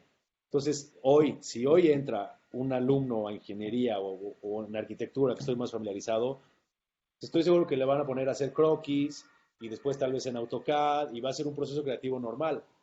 Pero hoy mi hija, por ejemplo, agarra mi iPad y modela cosas como si fuera de plastilina en 3D en el iPad. Su proceso creativo está cambiando y no quiere decir que no lo haga con plastilina real, pero ella está generando ciertas conexiones cerebrales de cómo funciona un diseño mucho más en tiempo real y más maleable porque lo está haciendo así en vez de tener que hacer un plan de cómo se va a hacer, sino lo va haciendo en el camino. Entonces siento que si no cambian drásticamente los planes de estudios y los hacen más integrales y más reales, platicaba con mi socio hoy en la mañana, ¿no? Por ejemplo, una analogía con el tema médico. Si tú te vas a hacer una endoscopía, no hay un endoscopiólogo, ¿no? O sea, el médico internista que necesita saber esa información fue el que aprendió a hacer las endoscopías y entonces el médico internista es el que te hace la endoscopía para ver qué tienes. Él es el experto y el operador de esta plataforma, de esta herramienta tecnológica, por decir así, ¿no? Si las escuelas lo único que hacen es enseñar la plataforma tecnológica como tal, está educando eh, no doctores, sino gente que nada más, como endoscopiólogos, ¿no? Si nada más se enseña la parte técnica y no se enseña todo lo detrás, pues queda ahí como cojo el tema. Entonces el programa académico tiene que cambiar de raíz considerablemente y esto va a ser muy complicado por muchas razones que todos ustedes saben. Muchas gracias. Eduardo Lin, la gente joven que tenemos en el colegio, comenta, actualmente se está revisando la ley de obra pública. ¿Sabe si se está considerando alguna modificación que sirva como primer paso para este tipo de tecnología? Pues sí, como les comenté, nosotros hemos tenido algunas charlas con el diputado Exome y con un grupo que estamos más cercanos al Vintas Group de Reino Unido, que nos están compartiendo su experiencia ganada, su caso de éxito y un poco, pero el tema es lento y me parece que no es prioridad por alguna razón en esta modificación de ley de obra pública. Aunque hay una iniciativa, mi socio ha dado un par de pláticas también en estos foros, también con el diputado Exome y con otras entidades en el Colegio de Arquitectos donde se habla de estos temas. Y pues bueno, nosotros lo llevamos haciendo muchos años y para nosotros nos parece un tema que no tendría que ser ni discutible, porque además es un tema donde ahí está todos los montos, cantidades, puede ser información pública, o sea, trae grandes beneficios para la sociedad, pero pues también trae algunas cosas que incomodan y tal vez será difícil que alguien se eche ese tiro, pero poco a poco me parece que van avanzando, aunque sea de manera aislada en algunos estados. Nosotros estamos ahorita trabajando justo con el estado de Guanajuato para sacar una iniciativa de proyecto de empezar a solicitar estas metodologías, porque también el chiste es que no se sienta o que no sea necesariamente como hoy a veces se percibe, que es como algo obligatorio. O sea, en otros países, en Estados Unidos, pues a lo mejor en algunos estados donde hay más movimiento, ya ni siquiera lo tienen que pedir en BIM, porque las empresas lo hacen en BIM porque es más eficiente para ellos y punto, no es opcional. Y aquí a las empresas que se los piden lo ven como un extra, como un sobrecosto. Y pues sí, tiene un costo hacer la implementación. Tienes que capacitar gente, tienes que comprar equipo, tienes que pagar licencias. Y tienes una curva J, ¿no? Que baja tu rendimiento. Pero mientras menos baje esa, si está bien organizado y sales, todas las empresas que le entren a esta metodología van a ser más eficientes muy rápido, ¿no? Entonces el chiste es ese, que no se sienta como impuestos, sino que las empresas lo hagan porque les conviene de por sí, ¿no? Y eso va a ayudar mucho a que avance más rápido el tema de ley de obra pública. Y la academia, claro. Muchas gracias, Marco. Tenemos otro comentario del ingeniero Salvador Fernández del Castillo, bueno, los dos Salvador Fernández del Castillo. Primero comenta, el año pasado se hizo un estudio de mercado sobre la aplicación en México. Se encontró que fue de gran aplicación para proyectos en los que intervienen varios actores.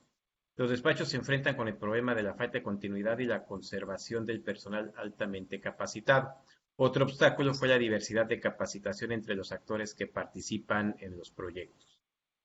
Por otro lado, comenta Pedro Fernández del Castillo, nosotros estamos haciendo un esfuerzo para migrar la filosofía de diseño convencional BIM en los proyectos hidroeléctricos, donde se han logrado algunos resultados ya. No sé si quieras agregar algo más a esto. Sí, no, pues es un tema complejo la implementación y lo que dice Salvador es muy cierto. O sea, hay mucha rotación de personal. Nosotros cuando estuvimos en ICA teníamos un equipo llegó a ser de 130 personas haciendo puros modelos BIM. Esa gente se capacitó, se iba, hoy tienen despachos, algunos de ellos hacen cosas similares, pero la gente se va, se mueve mucho y además también es un tema generacional. Son los más jóvenes los que están mejor capacitados en esas tecnologías por cuestiones lógicas y los millennials tienen unos sentidos de responsabilidad no de responsabilidad, pero de planes de carrera y de planes personales muy diferentes, ¿no? O sea, las generaciones de antes, hasta la mía o así, pues un trabajo estable era muy importante, crecer en una empresa, llegar a tener tu oficina y que te dieran coche, no sé, como que planes de carrera eran como mucho más estables. Y hoy los millennials, si de mañana les sale una chamba similar y ganan 500 pesos, pero es en la playa, se van, les da igual y mañana regresan y van y vienen y quieren emprender, lo cual también está bien, pero sí, el tema de la rotación de personal es complejo. Y luego hay una figura como clave que es el llamado BIM Manager, que se supone que es alguien que debe de saber, que tiene que tener conocimientos técnicos, pero también de proyecto, etcétera. Y hoy, pues, si buscan online, hay cursos de BIM Manager de 2,000 pesos y un fin de semana y maestrías de 400,000 pesos de un año. Y los dos te dan un papel que dice que eres BIM Manager. Entonces, muchas de las empresas que le quieren entrar al tema lo ven complicado porque salen al mercado a buscar un BIM Manager, llega alguien que nada más remodeló el baño de una casa en BIM, dice que es BIM Manager, lo contratan para llevar un proyecto complejo y luego no camina y entonces esto lo que hace es que es contraproducente.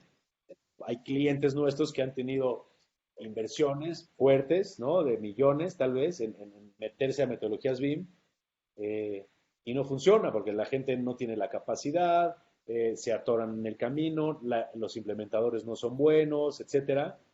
Y entonces no solo no lo pudieron implementar, sino que tuvieron una mala experiencia de usuario y entonces van diciendo que BIM no sirve, que es muy caro y que no sirve para nada.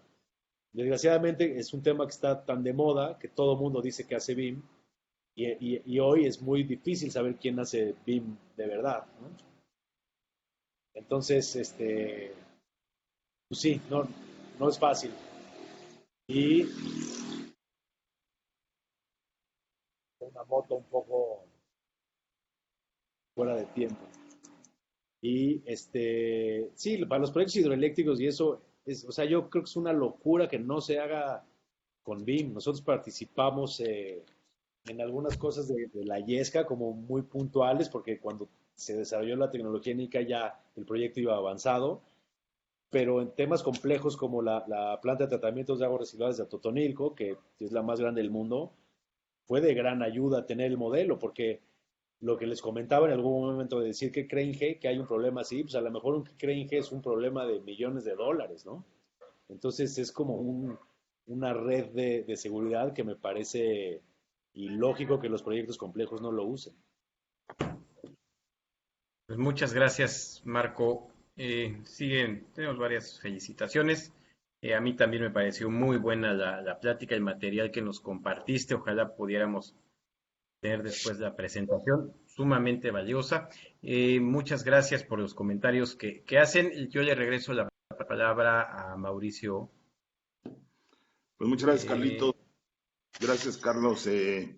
Pues creo que fue apabullante tu conferencia. Y otra cosa, creo que se liga muy bien con la plática de Silvia de la semana pasada, en lo conceptual y de este lado ya un poco quizás más aterrizado. Me voy a quedar con la frase de ¿qué cree Inge? ¿Sí?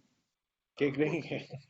Sí, de la respuesta a eso, pues nos acabas de dar aquí una cátedra, ¿no? De muchas cosas que existen, que se deben de hacer y que seguramente estaremos utilizando en el futuro. Está Ascensión todavía aquí en línea y yo le quiero pasar la palabra al presidente del colegio para que nos dé sus comentarios y cierre la conferencia, por favor. Pues no quisiera quitarles más tiempo a todos los que se conectaron. Había 51, 52 personas, quedamos 36. Pues más que felicitar a Marco, como él bien comenta, creo que hay algunas cosas que se van a sacar positivas de esta emergencia sanitaria, como bien comentaba él, de forzar las cosas para que vean que sí es posible. Nosotros internamente teníamos y tenemos muchas dudas del trabajo a distancia, sin embargo, ante la obligación de hacerlo, pues habrá que hacer el intento, habrá que forzarla, habrá que mejorarla, habrá que ver cuáles son los puntos que tendríamos que hacer para llegar al éxito que él comentaba de un proyecto donde pues ya no es necesario estar reunidos 300 ingenieros en un solo sitio, sino que la participación a nivel mundial, la ingeniería es global, y creo que este tipo de plataformas permiten que haya esa accesibilidad, y es el futuro, ¿sí? Creo que bien nos explica Marco y bien lo resume Mauricio, así que pues de veras, Marco, que muchas gracias. Esperamos vernos pronto. Creo que hay mucho tema que platicar.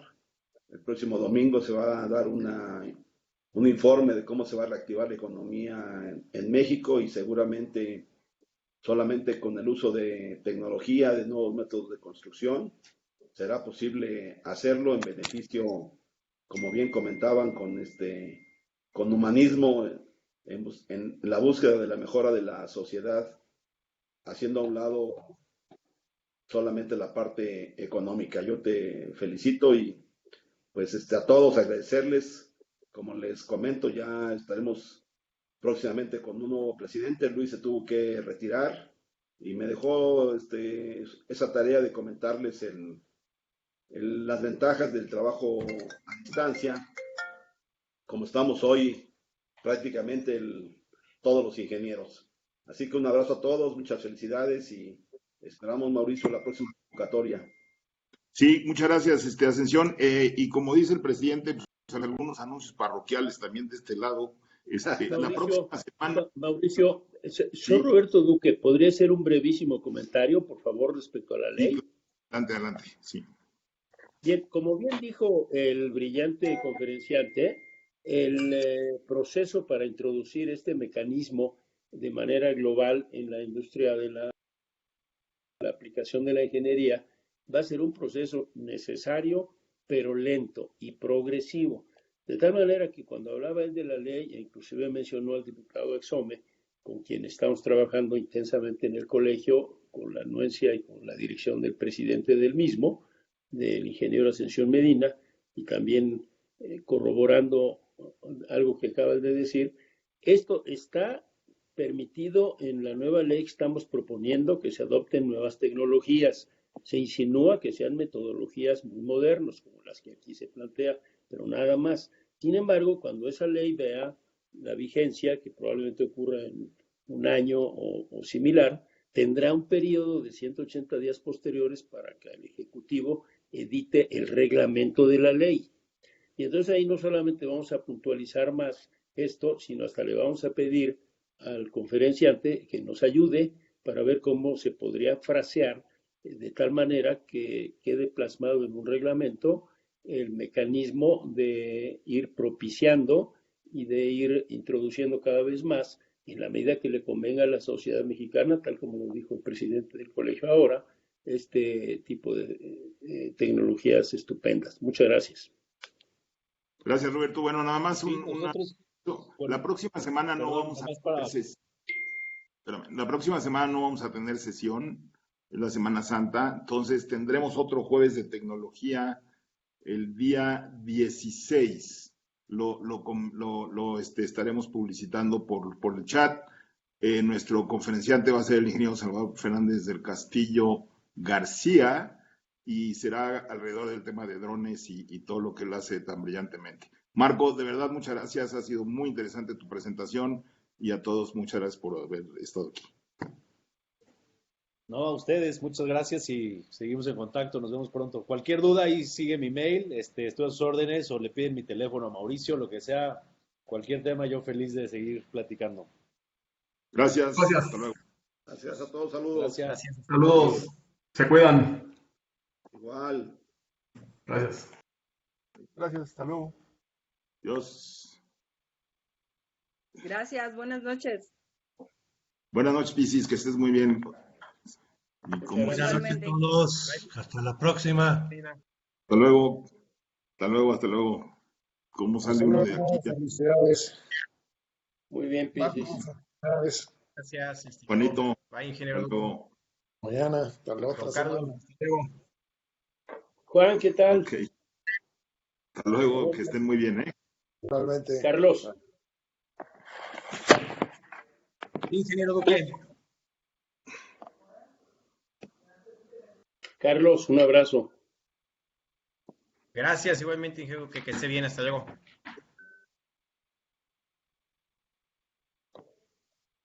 Oye, Carlos, ¿tú sabes cómo se sale uno de Blue Jeans? Es que tú estás en tableta, ¿verdad?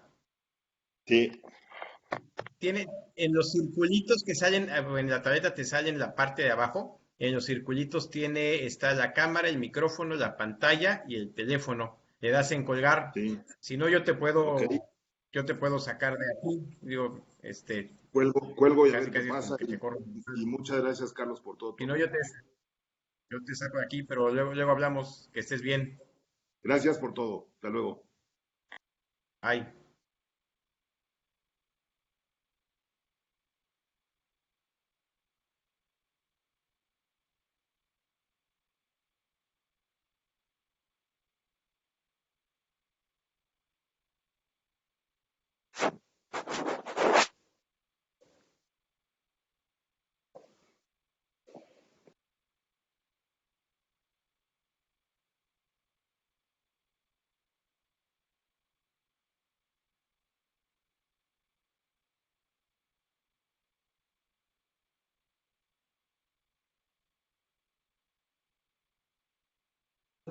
Oye, Ángel, ¿andas por ahí?